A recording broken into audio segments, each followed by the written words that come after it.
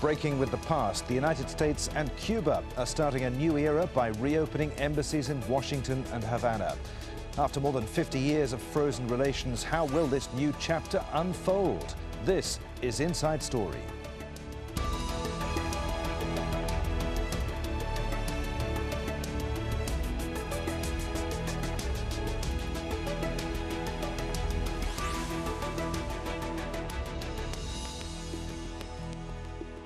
Hello, welcome to the programme. I'm Adrian Finnegan. After a 54-year-long break, Cuba and the United States will reopen embassies in Havana and Washington on Monday.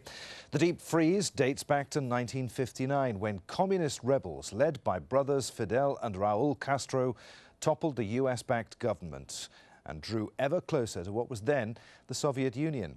So can the neighbours now put their troubled half-century of history behind them, including a nuclear missile crisis and a crippling economic embargo, and coexist and cooperate in a civilised way? Al-Jazeera's Caitlin McGee reports. 145 kilometres of sea is all that separates Cuba from the United States of America. For more than 50 years, the gap in economic relations has seemed too far to cross. The US and Cuba will reopen embassies in each other's capitals on Monday, a major step in re-establishing diplomatic ties cut in 1961, following the communist revolution led by brothers Fidel and Raul Castro, which toppled the US-backed government. Toward those who would export terrorism and subversion in the Caribbean and elsewhere, especially Cuba and Libya, we will act with firmness. In 1982, Ronald Reagan consigned Cuba to 23 years on the state sponsors of terrorism list, pushing Cuba further into the cold. Secret negotiations began 2 years ago, leading to the historic announcement last year that prisoners had been swapped and Presidents Castro and Obama would push to normalize relations. I've instructed Secretary Kerry to immediately begin discussions with Cuba to reestablish diplomatic relations that have been severed since January of 1961. In May, the Obama administration removed Cuba from the state sponsors of terrorism list. This was always a political move. Everyone knows Cuba does not support terrorism. It showed the country really is changing, and the relationship with the United States is really a new news for us. Today, the famous old American cars still cruise the streets. Reminders of the revolution still adorn the walls. The old ways remain. But Cuba is on the cusp of change. It is one of the few countries where mobiles cannot be connected to the internet. No. Internet, no. Email, yes, but not internet. In a sign of things to come, the Cuban government has promised secure and widespread internet for all. And tourism operators are also preparing for what could be a flood of US tourists. It will be good for, not only for me, will be good for the Cuban economy, but it's a really big challenger for Cuban operators, I mean tourist operators, because we have to be ready. Money will rule. Eventually, I think it's going to be Americanized. I don't think there's any way you can stop it if the governments join. Caitlin McGee for Inside Story. So let's bring in our guest for what's said to be a fascinating conversation. From Havana, we're joined by Carlos Alzugaray, a former Cuban ambassador. In Washington, D.C., Larry Luxner, news editor of the Washington Diplomat. And also from Havana, Marc Frank, the author of Cuban Revelations Behind the Scenes in Havana. Gentlemen, welcome. Carlos, let's start with you. OK, diplomatic ties being restored on Monday. That's no mean feat. However, normalizing overall relations is another thing entirely. How difficult a task will that be? What are the obstacles? How long is it going to take? Well, one cannot predict how long it's going to take. It's going to be difficult, obviously, because there is a long history of conflict, and there is an accumulation of problems that are basically of the U.S. making. And here is where the other difficulty kicks in, which is the asymmetry between the two countries. Because the United States is a big superpower, it might be difficult for the United States to withdraw some of the measures that they have taken over the years. Although President Obama has done at least two, which is taking Cuba off the terrorism list, and second, reestablishing diplomatic relations with Cuba. Still, there is the embargo, there is Guantanamo, there is the Cuban Adjustment Act.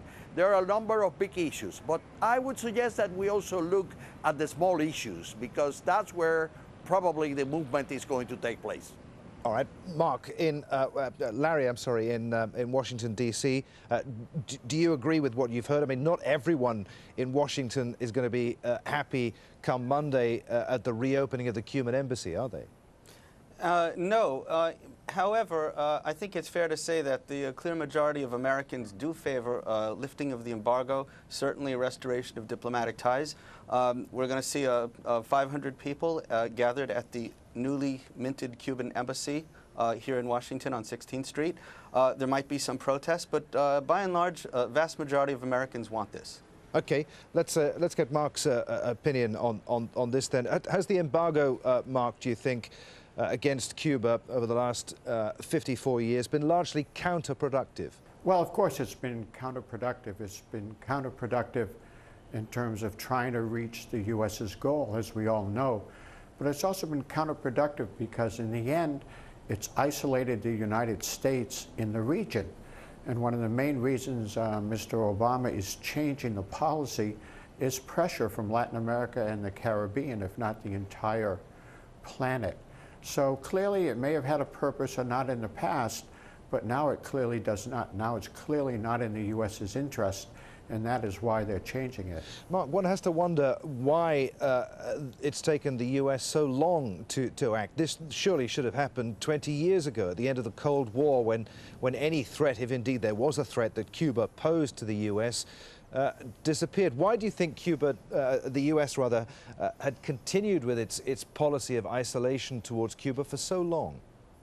Well, you know, many people think it's basically because Cuban American exiles and their representatives in Congress have opposed improving the relations. I think it's a little more complicated. I think there's a long history of anti-communism in Cuba, in the United States.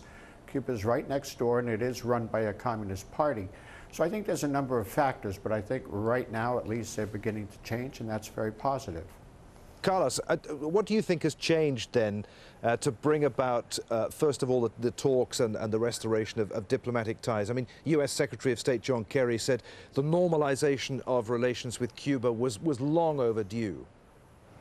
I think that what we have seen from both sides is that both presidents have been creative, bold, and they have taken the long view. The long view is it's better for both sides to have normal relations and let whatever Cuba is going to be, what Cuba is going to be. Remember, Cuba is changing in very profound ways, at least for two processes: the updating of the economic model and the transfer of power from the older generation of revolutionaries to a new generation of younger Cubans. So these two changes are happening together now with the normalization of relations. That means Cuba is going to change. So let Cuba be what it's going to be, and let's take advantage of that. I think that's what the main thinking now on people like Obama and Kerry and others in the United States. Carlos, you're a former diplomat. Give us an idea of what might have been going on behind the scenes. Who has driven this rapprochement? Is it Cuba or the U.S.? I mean, the two were talking for a year before the release of American aid worker Alan Gross. They were holding conversations in secret. What was going on? Well, I think for Cuba, it was a tough decision. Cuba's traditional position was that there wouldn't be normal diplomatic relations until the economic sanctions or embargo or blockade, as we call it in Cuba, are lifted. Now, Cuba obviously took the practical and the pragmatic and realistic decision of saying, okay, let's start with diplomatic relations, because that will allow us to work with the American government on issues which really are important for both sides and on which we can work. And by that, what the Cuban government achieved was beginning to move the United States from a regime change policy towards a policy of normal relations. Larry, what needs to happen? From the American side, I think, is finally... No, I'm sorry, Carlos. Yeah, Carlos, from the American side, basically, I think it is a realization. Yeah, a realization that as Mark said, they were not getting anywhere. They weren't obtaining anything. They were losing in many ways. So they decided to go. Diplomatic relations is important because they will have an embassy in Havana at a moment where Cuba is changing. And I think that is a very important factor in their decision. Larry, you've been listening to all of that. What do you make of it? Well, I think the timing of this is very interesting. The fact that the opening of embassies in Washington and Havana comes at the same week that we've concluded a nuclear deal with Iran. Clearly two countries with which the United States has not had relations in many years, and yet with one country we're making progress quickly, and with the other we're not. And of course with the Iran deal there's vast congressional opposition to this. I think the next thing that has to happen after the embassies is Cuba's reintegration into the world economy. With the opening of relations, that does remove a major stumbling block to Cuba's admission into the World Bank, the IMF, the Inter-American Development Bank, which didn't even exist at the time of when the embargo began. The United States is still obliged to oppose Cuba's membership, but it doesn't have to convince other countries to oppose Cuba's membership. And once Cuba's admitted into the World Bank, the IMF, and it has access to the capital markets, I think that'll be a boon to the Cuban economy. In addition, the travel ban, which is still in effect, may not be enforced very strongly, or maybe the Obama administration will turn a blind eye to Americans who choose to visit Cuba in violation of the embargo. We still have congressional opposition to the embargo, and I don't believe the embargo itself is going to be lifted as long as the Castros are in power. Okay, all right. So that's what it's going to take as far as Congress is concerned, do you think, to get the embargo lifted? Well, I mean, Helms-Burton is enshrined and codified into law. There's, of course, a lot the President has already done and can still do.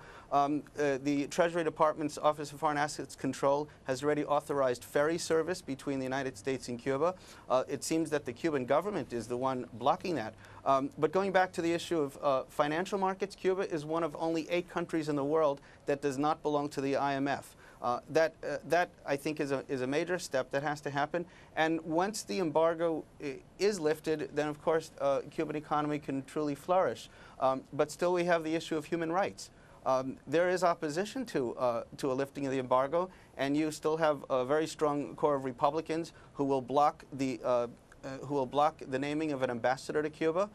Some Democrats, like Bob Menendez, are also opposed to this. So it looks like the President will have to appoint maybe will do a recess appointment for an ambassador, or maybe we won't have an ambassador in Cuba for a while. And I think the embassy could still function even without an ambassador. I understand that the current chief of the intersection will be promoted to a charge d'affaires. So that remains to be seen. Carlos, is Cuba willing to look at political and human rights reforms in its desire to forge this new relationship with the United States? My answer to that would be that the Cuban government has always said, and I certainly think that it has the support of the majority of the Cuban people, that changes cannot be imposed from the outside. That doesn't mean that Cuba is not changing. If you take a look at some of the things that the Cuban government have done, there's a will to change things. One was the immigration reform. Now Cubans can travel anywhere for over 2 years without any problem, which they couldn't do before. The second is the opening up to internet. The government has announced broad plans to bring internet to everyone. So Cuba is changing politically, but because of its own dynamics. And this is something that is important to realize, because under pressure from the outside, the Cuban government will probably dig in. It won't give concessions to the outside world. But because there is a movement inside Cuba and a demand for expansion of democracy and liberalization, which is a Cuban pressure, that those things are going to happen, but because of that reasons. Mark, is that something that you would agree with, that Cuba is changing politically, but because of its own dynamic and not due to any outside influence? Yes, I would, in fact. I think a great deal has changed in Latin America and the Caribbean since the end of the Cold War. The only thing that hasn't changed is U.S. policy towards Cuba. I think as U.S. policy towards Cuba changes, Cuba more and more will become part of Latin America and the Caribbean. And as you know, in Latin America and the Caribbean, there's only multi-party systems. There's no other one-party system. So I think really a lot of the issue is the pressure that's been brought on Cuba for the last 54 years. As that pressure lessens, I think you'll see more political change here in Cuba. Where it's going, well, that is really up to the Cuban people. But clearly, I agree with Carlos. You know, there's clearly a forward motion in Cuba in terms of politics, information, etc., and I think that will continue. Marc, do you think that history will judge the embargo then as unilateral and untargeted as it is, as an embarrassing blemish on US foreign policy?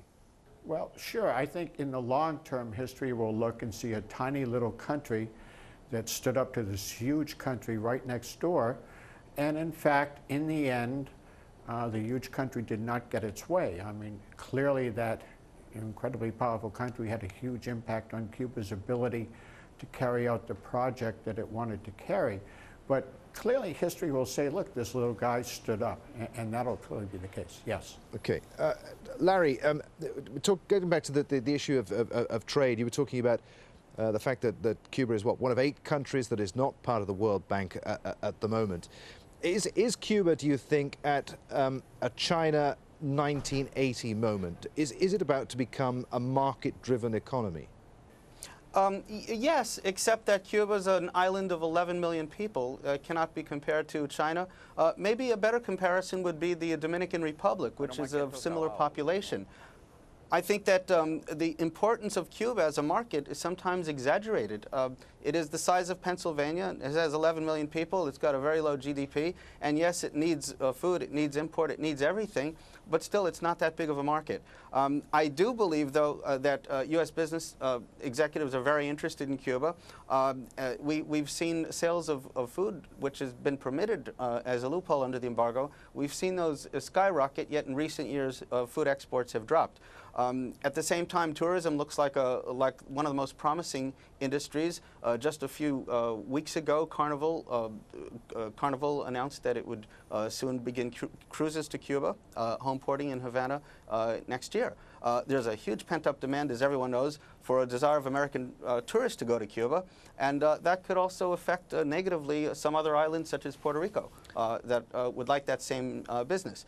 At the same time, agriculture, construction, paint, the auto industry all stand to gain, I think, from a trade with Cuba. But still, it's a relatively small one. All right, but hang on a minute. There's perhaps a caveat here for those who might welcome warmer relations with Cuba, hoping that it would free up liberalization. I mean, decades of economic development and free enterprise in China and Vietnam haven't yet yielded any real liberal democratic changes, have they? No. Maybe a better comparison would be Albania.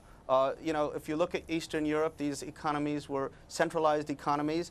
They did produce in some cases, huge political openings. In other cases, as you mentioned, Vietnam still remains communist. China is certainly still communist. But we still remember that Cuba is 90 miles from the United States, and in those other cases, you didn't see huge exile communities ready to move in and invest. In the case of Cuba, you cannot discount the importance of the South Florida Cuban exile community, which is interested in Cuba, which has family in Cuba, and which would like to invest in maybe a vacation in Cuba and even retire there. So Carlos, I think that's a substantial difference. All right, Carlos, let's put that question to you. Is Cuba about to become, you say that things are changing there, is it about to become a market-driven economy? No, I don't think it will return to being a completely capitalistic or market-driven economy. I think it will remain a mixed economy. What is going to happen, it depends very much on how developments take place.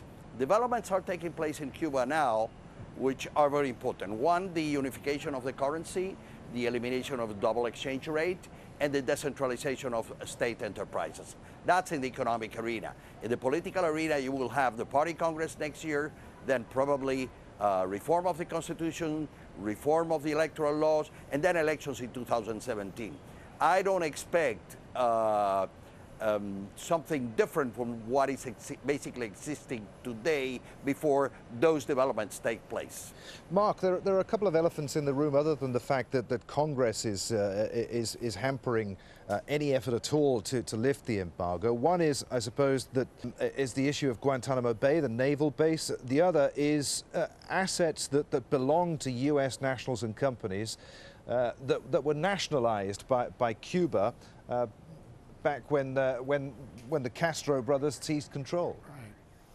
Yeah, I mean, I think a very important issue coming up now that they've normalized diplomatic relations is basically reciprocity. The Cubans say they really want reciprocity, and they probably mean it. What does that mean? It means in the case of nationalization, fine, they'll deal with that, but then the U.S. has to deal with the damage it's done to the economy. And that's a very difficult issue. So my own opinion is they're going to have to look forwards more than backwards, and they're going to have to be very creative in working out past issues. Precisely because, you know, the U.S. wants fugitives back, well, so does Cuba. The U.S. wants, you know, its money back, well, so does Cuba. And so when you start looking backwards, it gets extremely complicated. It's much better to look forwards as much as possible and be very creative with the history. In terms of Guantanamo, I just think it's an obvious issue. Guantanamo's in Cuba. It's not in the United States, and eventually they're going to have to deal with that. It may take a long time. I don't think it's the #1 issue at all. I think it's the last issue on the table. But it will have to be dealt with at some point. So what we're going to see now is the Obama administration and the Cuban administration trying to work out what they can on one track. And on another track, you're going to see Congress resisting a great deal of that. The more they work out on the presidential track, the more pressure there will be on Congress to change, though I don't really see a big change in Congress until after the next election. All right, let's get Larry's thoughts on what you just heard there, Larry. Is there much of an appetite, do you think, in the U.S. for this reciprocity, as Mark described it? I agree with Mark that Guantanamo is not going to be returned anytime soon, especially now with the increased threat from ISIS. I think there would be huge domestic pressure to keep Guantanamo as a military asset. However, there are some things we can move on. One is the Cuban Adjustment Act. You know, up for many years, the Cubans who made it to the U.S. were allowed to stay and eventually apply for citizenship, when Dominicans, Haitians, and others, even in the same boat, would have to be returned. I think we may see the end of that policy pretty soon, because if we have relations with Cuba now, it would be very hard to justify a special treatment for Cuban nationals. And Carlos, we'll give you the last word. This is a win-win for both the U.S. and Cuba, then. Definitely, definitely. And it's good for the world, I think. Listen, I think what's going to happen now is that Cuba and the United States are going to start working on those issues which is easy to reach agreement because they are obvious. Protection of the marine environment, the ecosystem, counter narcotics, which they already do, civil aviation. There are a number of issues, health issues. There are a number of issues on which the common interest is clear. They're going to work on that. So by expanding those areas where it's easy, they will expand, especially in the United States case, those sectors of American society that are going to see the benefit, the clear benefit of a normal relation with Cuba. So that will help when eventually they sit down to talk about the big issues. The big issues, of course, Guantanamo, the embargo, compensation, Cuban Adjustment Act, the subversive policies of the United States towards Cuba, like Radio Martí and Telemartí. All these issues are bound to be, let's say, postponed to a later moment so that they can build a cooperation relationship that expands later on. This is my prediction of what's going to happen. Gentlemen, there we must end it. Many thanks indeed for being with us in Havana, Carlos Alzugaray and Marc Frank, and in Washington, D.C., Larry Luxner. And thank you for watching. As always, we welcome your thoughts on our discussion. You can get in touch with us through our program page at aljazeera.com. You can post your comments on facebook.com/AJ Inside Story, or tweet us at AJ Inside Story. From me, Adrian Finnegan, and the whole team here in Doha, thanks for watching. We'll see you again. Bye for now.